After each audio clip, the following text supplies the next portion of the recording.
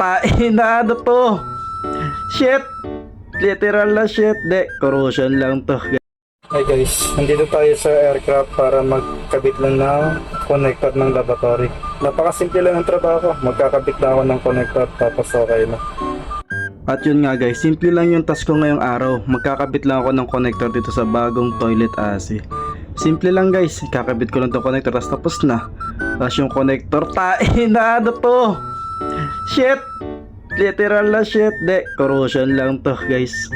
Di ako mag-overthink dito. Corrosion lang to. Tain na, kadiri. Wala pa akong gloves. Tapos wala rin akong tools. Tain na, no choice.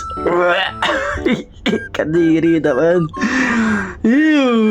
Sana makabit na. Tain na naman. Bakit ako napasubo sa ganitong trabaho?